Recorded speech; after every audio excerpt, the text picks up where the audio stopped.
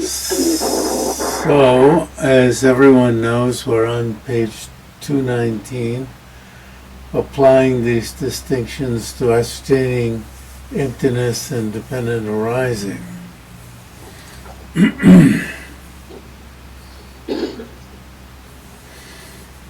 So,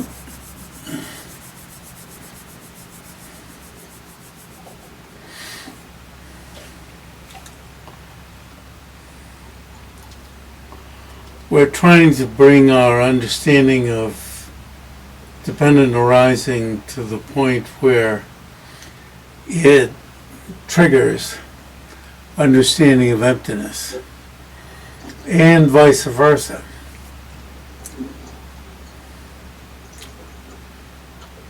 Our understanding of emptiness to the point where it triggers even more understanding of dependent arising.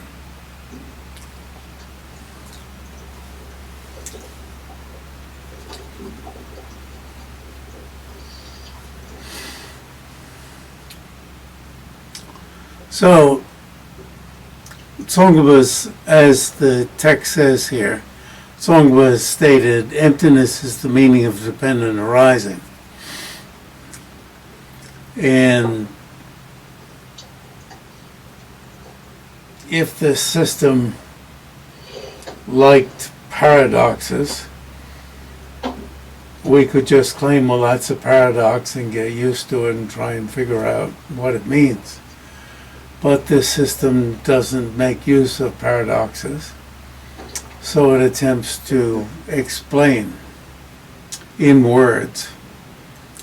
It uses words to prompt understanding, prompt more understanding. And so many people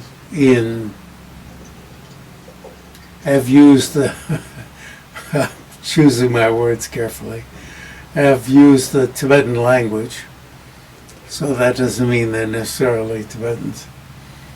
So I'm making room for Mongolians here. And now I guess also people using English and probably other languages also to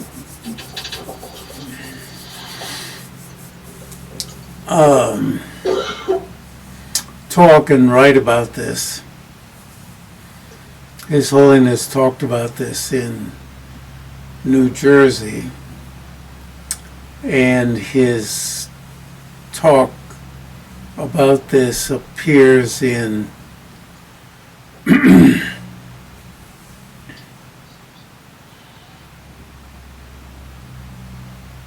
How to see yourself as you really are. What's that?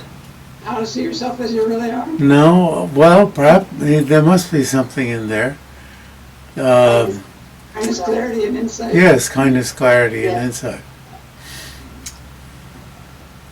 And the topic has to do with conceptual realization, as this book points out.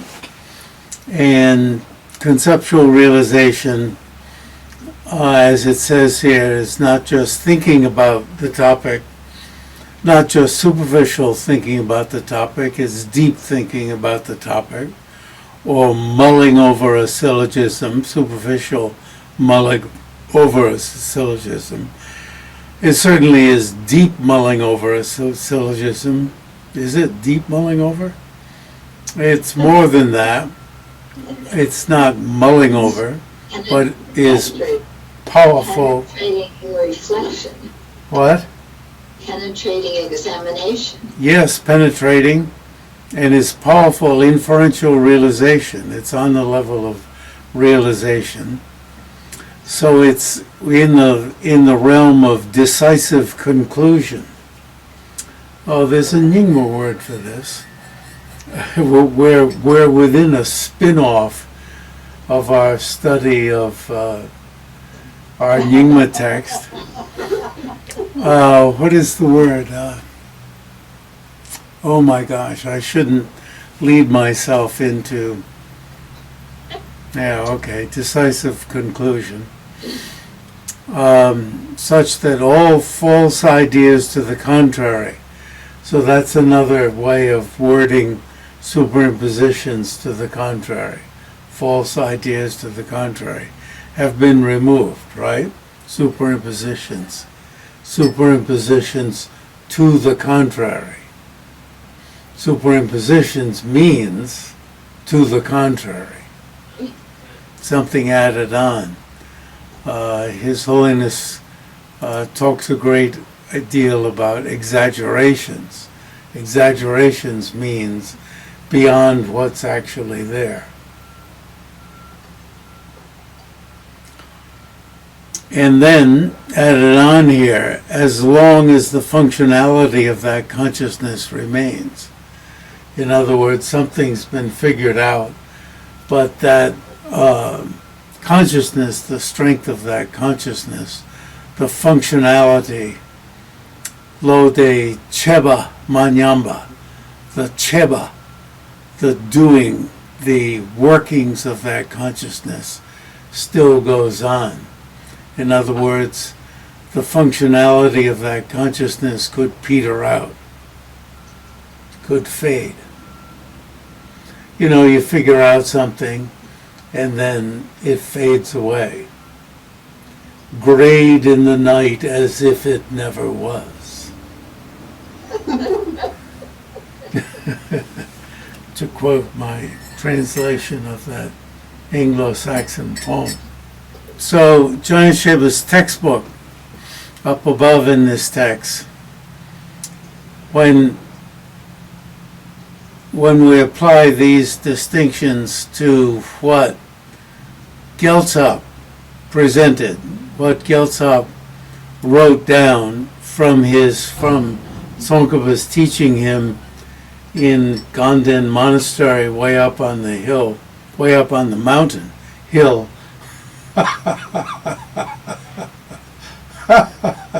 To call it a hill.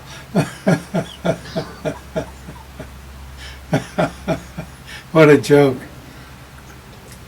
Anyway, we are left with the beckoning proposition. It's interesting words that I used.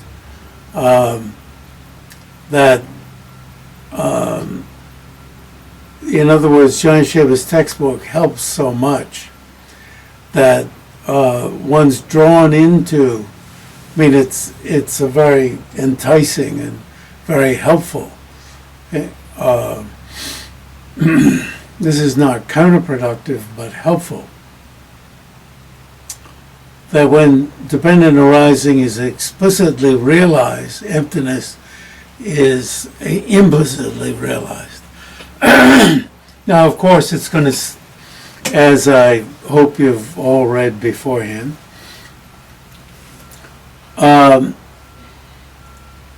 from simply realizing dependent arising, for instance, that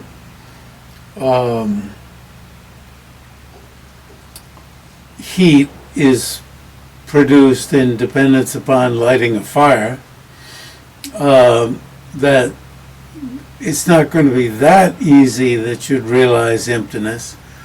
You would have to realize emptiness beforehand. That, in other words, there's a context in which this would happen. That for somebody who had realized emptiness, for instance, in dependence upon the sign of dependent arising, then for that person, turning your mind to dependent arising could trigger understanding of emptiness.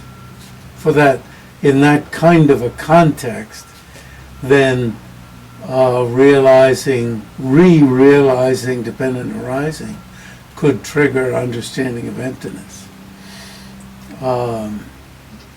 That mere realization of dependent arising wouldn't be enough. So you're saying a mere inferential realization of dependent arising isn't enough to realize emptiness. Then why do we say the cup is empty because it's a dependent arising, if dependent arising isn't a sign that would prove emptiness? You have to reflect on that a lot. You have to reflect on it. In other words, you have to take to mind what dependent arising means. In other words, it's not just enough to think it, to recite to yourself, this cup is empty of inherent existence because it's dependent arising. But if you have an inferential realization of dependent arising... That's not enough. That's not enough.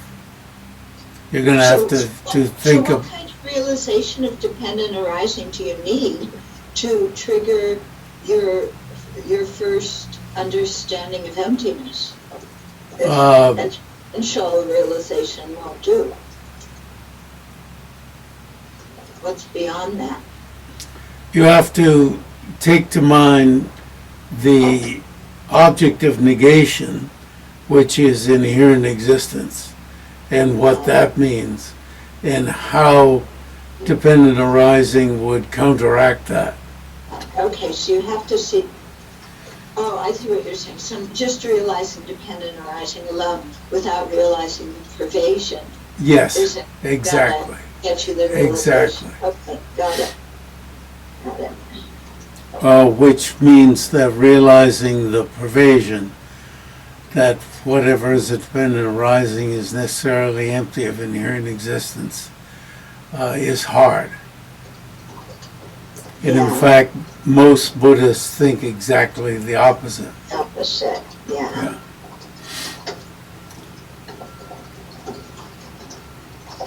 And what level of dependent arising do you need to realize?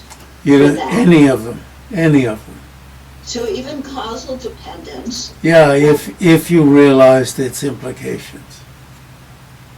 Okay, so even though you're realizing causal independence, you're still going to realize the emptiness of all phenomena, even the permanent ones that are uncaused? Oh, that's a good point. If you realize the implications, I have to say yes. And so we'll have to get to the chapter of, among these many scholars, of Jangya's, the one by Jangya. So the next sentence sets up the problem. This would mean that an explicit realization of emptiness would implicitly convey ascertainment of emptiness upon merely turning the mind to emptiness. However, this is subject to the same fallacy as we had before. In other words, the very awareness ascertaining that effects arise in dependence upon causes and conditions would absurdly, just what we said before, would absurdly realize the meaning of emptiness, in that all superimpositions contrary to emptiness would be removed.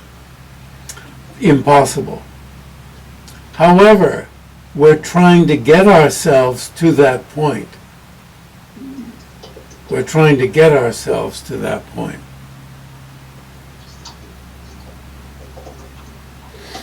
Which would, in other words, to know the implications of the dependence on causes and conditions to the point where those wrong ideas, those superimpositions would be removed.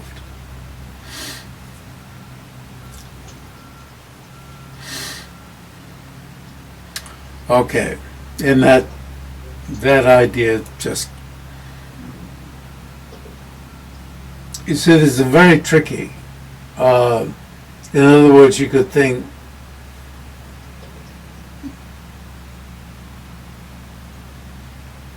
well, I've covered it. In other words, for somebody who is well trained, it does work this way.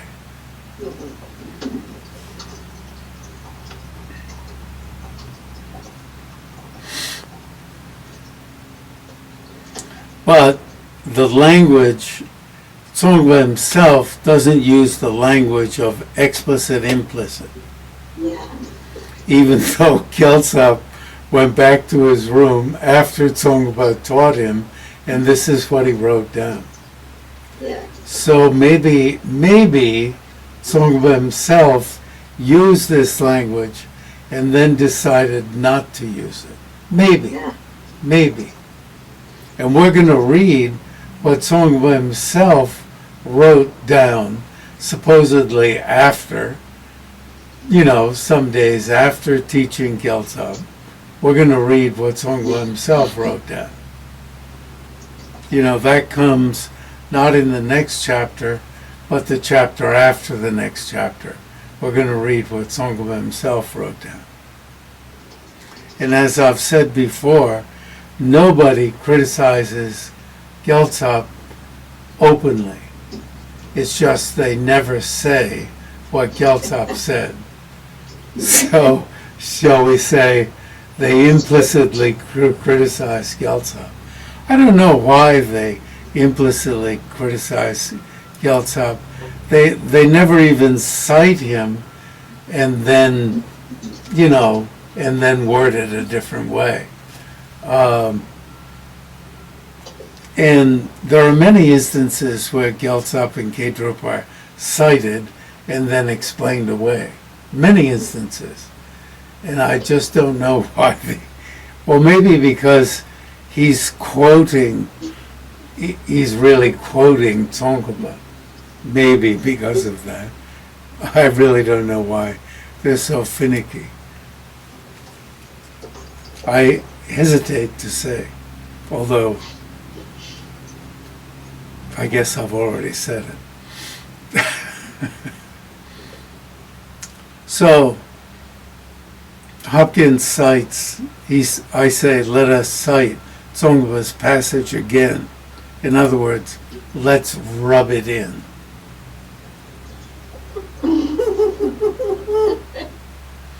And he does say, we do not propound that emptiness is meaning of dependent arising relative to persons prior to understanding the view. In other words, you've already understood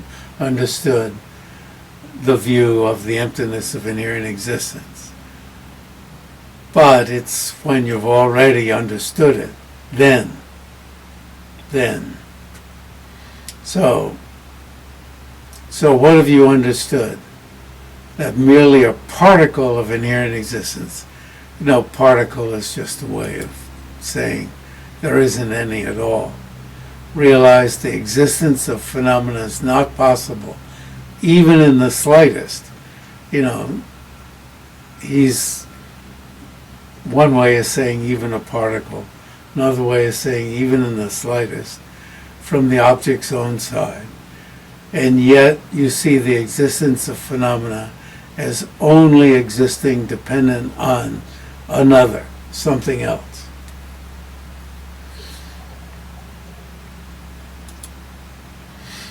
As you know, my style is to try and say in English exactly what's on the page there in Tibetan, not to find some other way to say it. And I'm assuming that people after me will want to translate more loosely and speak more loosely. Why not? If somebody else has already said it more tightly, they'll want to say it more loosely. I assume that. Why not? If when they explicitly ascertain the meaning of the term dependent, they implicitly ascertain the emptiness, that is, the object's non-existence from its own side. Now you see, he keeps using the word ascertain, whereas later they'll say realize. You ascertain means you totally figure it out. Realize means you remove the superimpositions. And thereupon an awareness explicitly ascertaining emptiness is immediately induced. With respect to this, it is stated that emptiness is the meaning of dependent arising.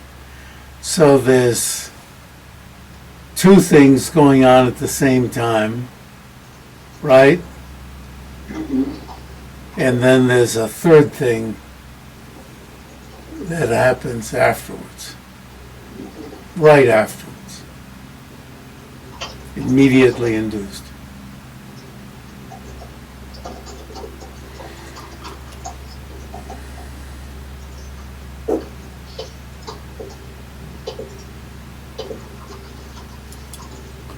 So let's see if with this indented material, if I have adapted Jam-yang-shay-pa's vocabulary properly.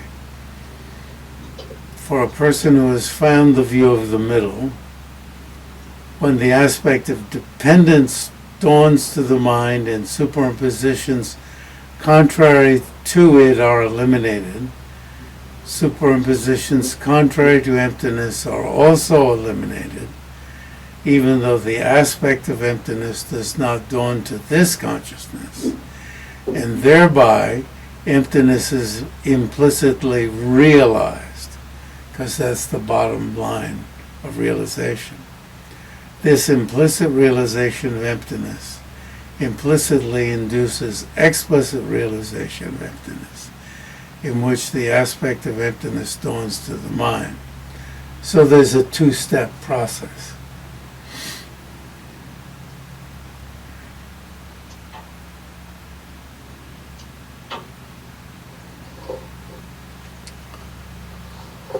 So this is really brought it home to me. I was thinking this morning that even in direct realization of emptiness, this is talking about conceptual realization in an even more advanced level, and His Holiness reflects a lot about this level. But even in direct realization, when you come out of direct realization, which is called subsequent realization, there's, you're not just dumb like my friend who went to sleep and then came out and said he had a really nice meditation, and I said, what did you experience? And he said, I don't know. Why? Because he went to sleep. It has tremendous impact, right? Impact. Well, you weren't just dumb, you didn't blank out. It has an impact. It has a result. And the phrase dopshuki dopa, you have a realization, and the words like dopshuk, they put together dope and shuk, power, dope, and shuk, which is another word for power, instead of implicit. Dope shuk ki dokpa, realized by the power, force, powerful force, power force, through of having directly realized emptiness. So they're always trying to make up terminology that doesn't use implicit. Fancy words, shall we call them fancy? That's a put down, you see. I'm using the pejorative term, fancy terms. So here, even in what happens after direct realization, is you have realization through dopshuk, two words that mean power, through the forceful power of direct realization, of the previous realization, direct realization that you just had. through the maybe forceful power. And so certainly you would. I mean, this is even more extraordinary than what we're considering now. So in Gomang, they take two words that mean power, dopshuk, through the forceful power of direct realization.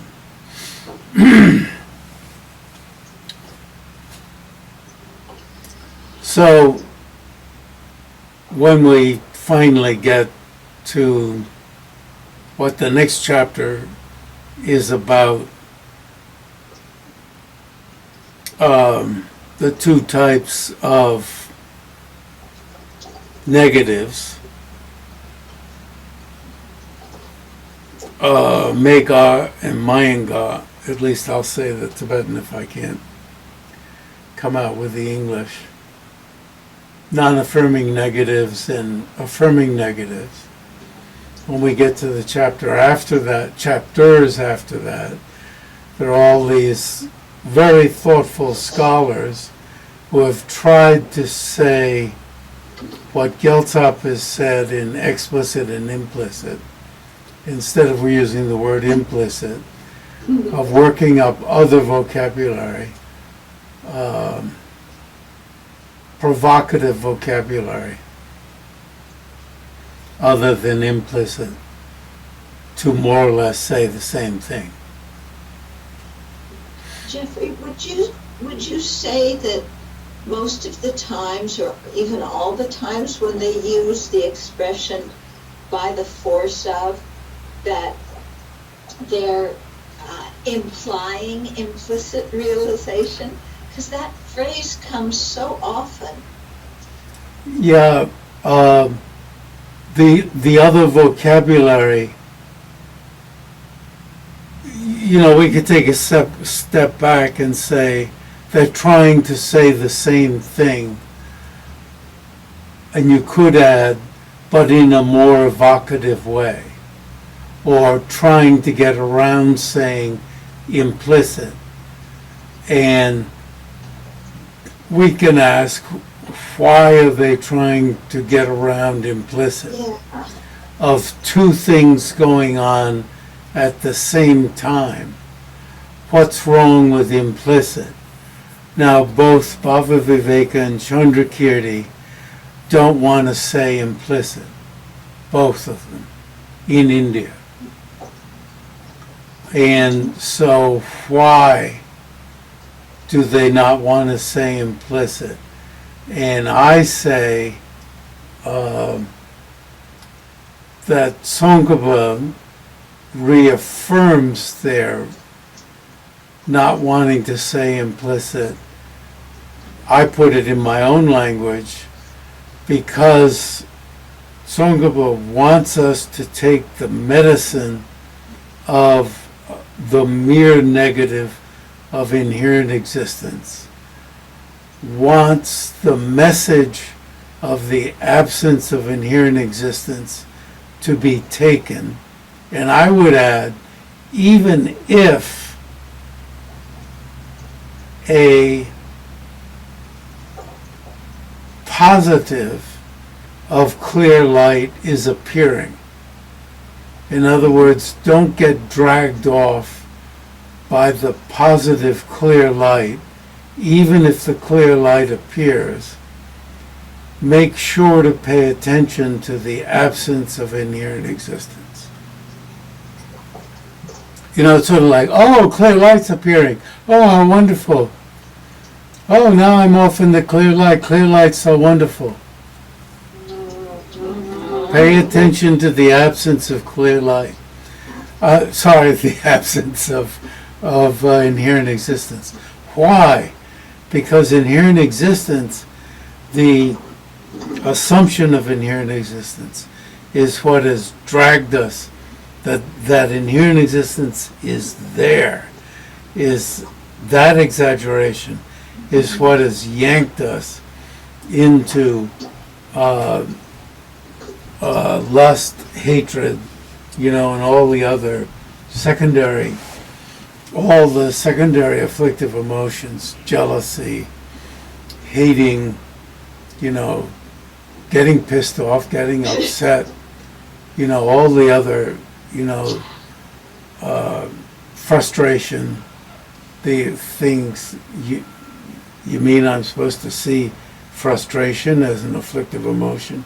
You bet your life.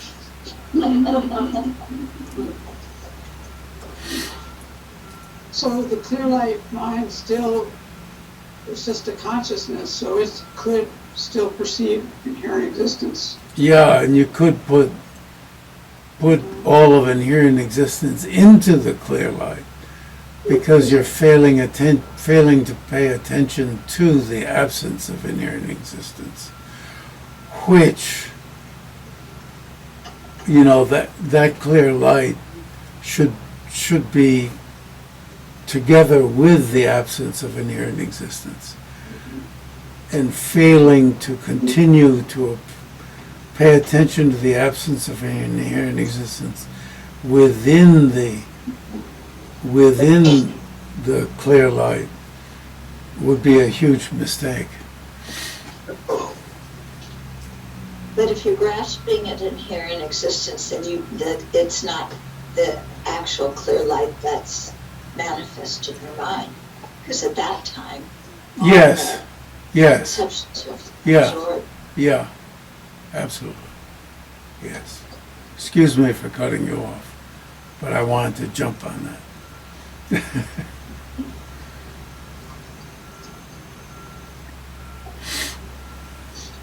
Yeah, you would downgrade what was on the edge of appearing to you.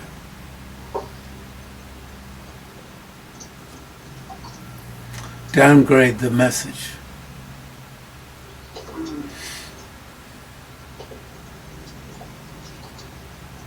That's what seems to me. Yeah.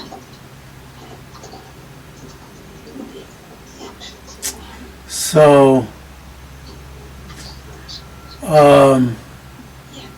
similarly, Benjamin Lundrup, moving down a paragraph, the end of the next paragraph, I believe, use, but no, not similarly, Benjamin Lundrup, who is in Sarache, the previous to Jejun Cherkee Gyaltsen, was a prominent textbook author, does not use the vocabulary of explicit and implicit realization.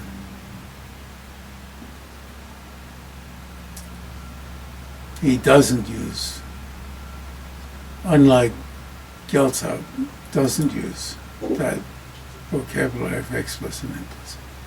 The meaning of the emptiness of inherent existence is the meaning of dependent arising, because all functionality, such as the arising of an effect empty of inherent existence, is feasible in a cause empty of inherent existence.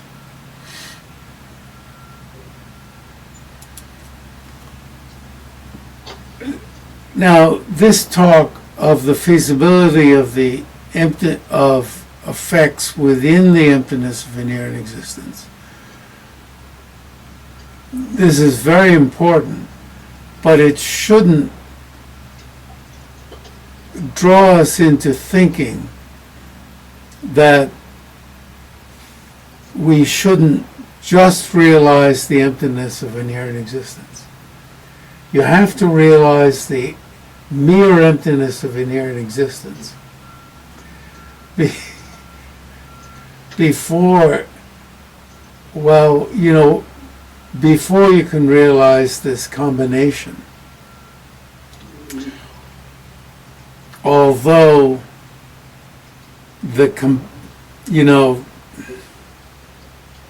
as you're going along in the path,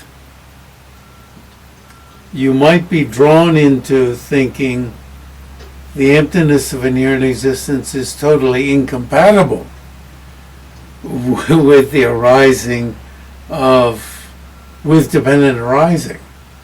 And so you'd have to do a correction prior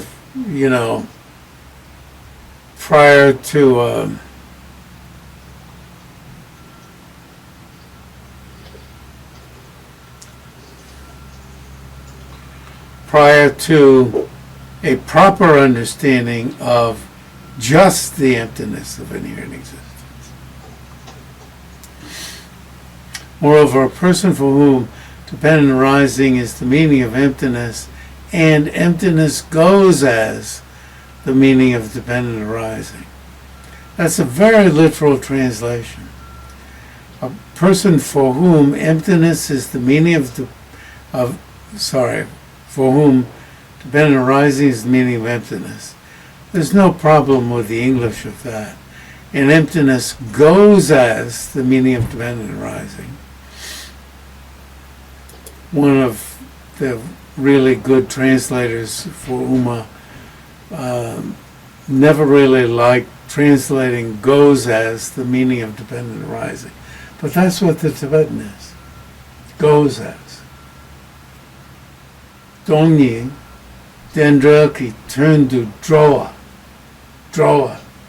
You know, we're reading the chapter on going. Goes as. And after a while, you can get used to it, I feel. Emptiness goes as the meaning of dependent arising. You know my preference for a literal translation, if at all possible. Emptiness goes as the meaning of dependent arising. Must be able to posit cause and effect in things upon realizing, in things, upon realizing that things are not established by way of their own character.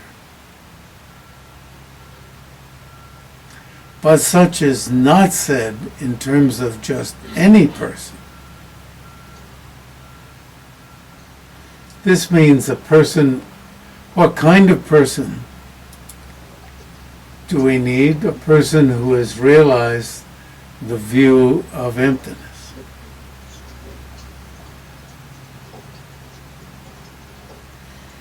So, Guntang Kuncho Tembe Trame, Guntang Kuncho Tembe Trame is a follower of Jam-yang-shay-pa who did not live at the same time as Jam-yang-shay-pa, but who is known as a great analyzer. And I was very interested at Gomang to see that Jam-yang-shay-pa's own student, Ngawandashi, and Guntang Kuncho Tembe Trame are depicted as his two great students. You know, the Buddha has two great students, and Tsongpa has two great students, Gyaltsap and Kedrup. And Jam-yang-shay-pa has his two great students. And I thought, Guntang was not his direct student, but these are the two who are depicted. There were these two, I forget if there were two statues or two in a painting. And the abbot said, no, he could tell what I was thinking. I was sort of like, and he said yes. And I thought, oh, I guess it means there wasn't any number two while he was alive. And so Guntang is put as, and he is the great of the great, Guntang. Have we studied this Ngawandashi material on positive and negative phenomena? It helps greatly to think about this material to be drawn into thinking what Mega Mayanga are, unless we've already done it at some point. I think we should do it, at least to the point at which you can say, okay, that's enough. There are 4 types of affirming, non-affirming negatives, and there may be some point at which we say, okay, let's go on to the Tsongkhapa chapter. Now, the source is Tsongkhapa. Tsongkhapa himself chooses to talk about this because they're so important. And then Ngawan Dashi, who's one of Jam-yang-shay-pa's 2 main disciples, picks it up, and he does some debates also, definitions. You get drawn into the topic. I was looking ahead also this morning. So we'll do this final quote in chapter 8 and then go on to chapter 9 until you advise me we should go on.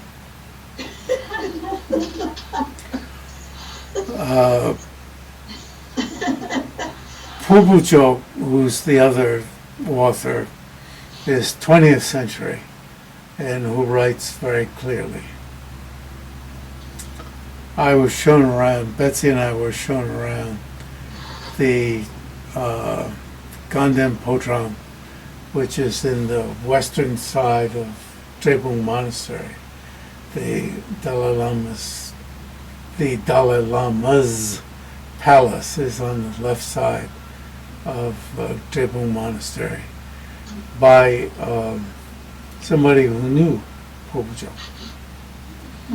It's kind of fun. All right, next week we're on, right? Yeah. So see you then. Maybe I'll have more energy and voice. Otherwise, it'll be another 45 minutes. See you then. If you're